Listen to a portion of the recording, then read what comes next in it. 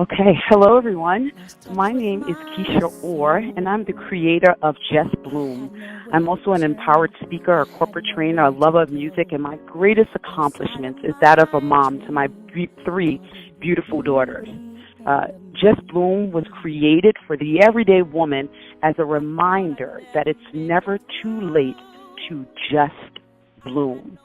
I am so excited today because I have the pleasure of talking to Nina Miller. Yay! Let's give it up for Nina Miller. So, just a little introduction about Nina. Nina Miller is 49 years old and the wife of 14 years. She has a combined family. I call it the real life Brady Bunch, if you will, because she is the mother of six, three boys and three girls. She resides in Canal, Winchester, Ohio, a suburb of Columbus. She worked for AT&T for 18 years before having to abruptly go on disability due to lupus. Currently, she volunteers in the finance office at her church and when called upon, assists in various patient panels at the Ohio State University. Hello, Nina. How are you? I'm good. How are you? I'm so great, and I'm just really, really so excited to have you on this call with me. Well, thanks for having me. Yes, thank you. Thank you for being a yes, yes. So one of the things, we're going to just get right into it. I feel like I should share a little background in terms of we do have a relationship, yes?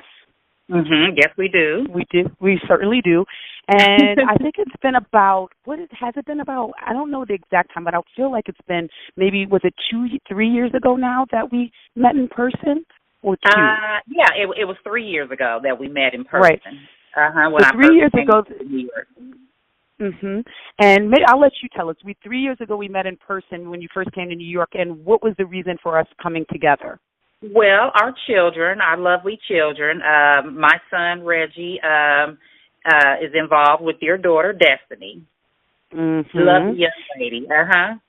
Yes, and Reggie is a lovely young man, so they are in a relationship together. Yes, so that's how we met 3 years ago when you came to New York. And I must say that from the moment that I met you, it was quite evident where Reggie gets all of his love, his beauty, and his charm. I said the apple does not fall too far from the tree. You are quite welcome. Thank you so much. Yeah, I feel so blessed to have him be part of our extended family. And so, with that being said, yeah, you should be very proud, as I know that you are. Well, I am, but you should be very proud too. You know what, and I know this is kind of getting off subject, but the very first time I met Destiny, I was very, very pleased. I was very, very pleased, and my husband today always speaks highly of her. Well, there you have it, ladies and gentlemen. This concludes the interview. No, it doesn't. Okay. Just joking. We've done well as parents, so that is clear and evident. Right. So what we want to talk today about is really about us as individuals, or you as an individual, right? Separate and apart of being a mom. And I think often as parents, as mom, much of who we are is wrapped up in our parenting or being a mom or that being a wife. And sometimes, not all the time, but sometimes we could lose our individuality, if you will. And so I want to be able to talk to you, Nina, the woman, first and foremost. And so when I shared with you that I've been working on this blog and vlog, Just Bloom, and working to create a community of women that may have a belief that life has passed them by and that it may be too late for them to have the things that they want. And again, that being a belief, it may be too late for them to have the things that they want. I said that to you, and your response to me in text was, OMG. My eyes are filling up with tears. That's what I've been praying about. This is the way I've been feeling lately, end quote. And so I want you to expand, if you will, on telling me what exactly were you feeling and what had you been praying about in relation to when I sent you that text?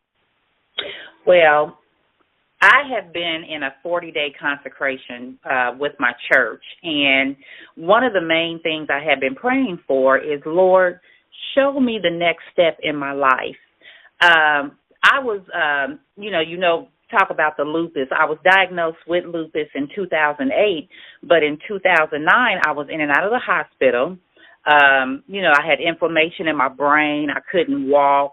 So there was a lot of physical therapy and speech therapy that I had to go through. I had to go through regaining my cognitive memory. I had short-term memory loss. So when getting out of the hospital, it was like starting over. Everything I had to start over. I was my last stay in the hospital was for like 3 months. I was away from my home. I was away from the world, So when coming home, I had to start all over. I hadn't been on a computer. I hadn't used a cell phone. So during that time, I worked very hard to get things back on track. And my main focus then was, okay, I want to walk again. I want to get healthier. And, the walking didn't really come to fruition the way I wanted it to. But at that time, I had to take what I had and work on just being independent where I'm at. Just really trying to be like, okay, this is the situation, okay, but you can still live this thing out. So that was like my main focus. I worked on it. I mean, when I say hard, I worked on it hard. So when I was able to accomplish that, I even got to the point where, hey, I can drive again. They cleared me to drive. I can drive with no adaptive equipment. I mean, I can literally get out here and drive like a regular person. That was a big accomplishment. I think I was more excited about that than someone who turned 16 and was able to get their driver's license. Okay? Right. So those were the things that I was able to accomplish. And then when I started working at the church in the finance office, that was another accomplishment for me also, because I had to deal psychologically with not being able to work, because I was at that time at a point where I couldn't. And, so that was a fight within myself. It wasn't just the physical that was going on. It was the mental also, So, when they allowed me to come and work in the finance office, I'm like, okay, now I'm putting my brain to use. And, I kind of went in there, and as things got easier and easier, I wanted more challenges there. So I've been pretty, blessed by that.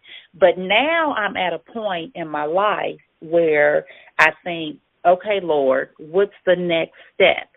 There has to be more, I, like you said, I go out to OSU and I help with the patient panels for the students, with my doctor, my rheumatologist. She teaches out there also, and she holds a panel each year where the students, when they get on the section of autoimmune disease, she brings in patients so they can get the patient's perspective on the disease.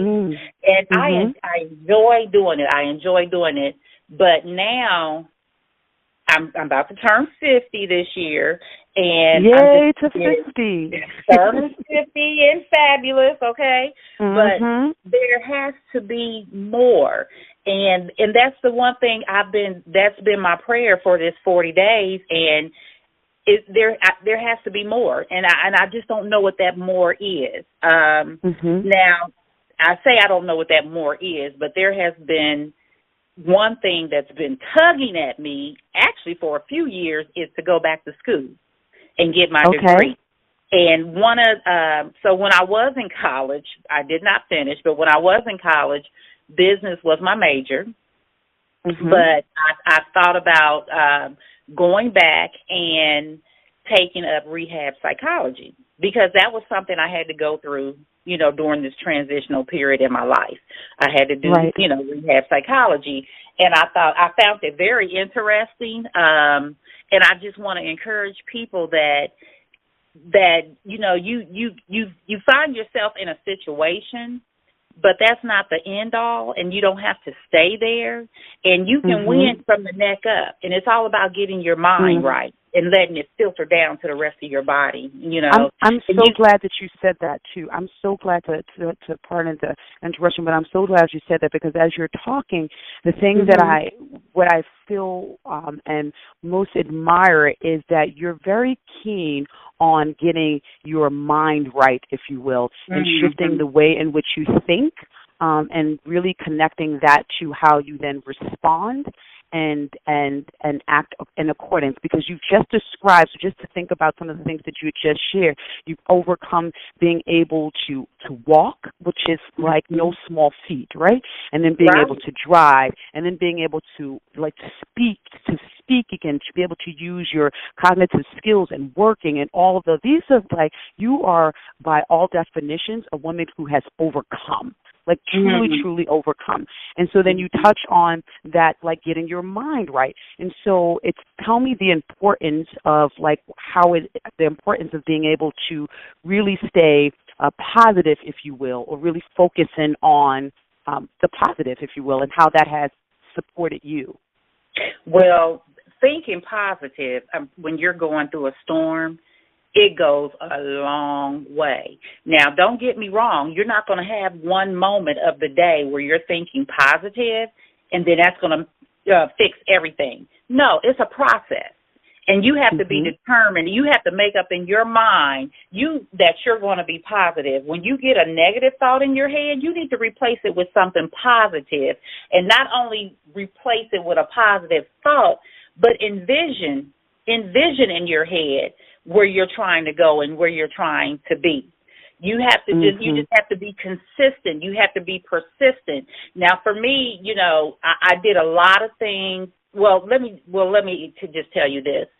When I was in the hospital for the 3 months, in the beginning,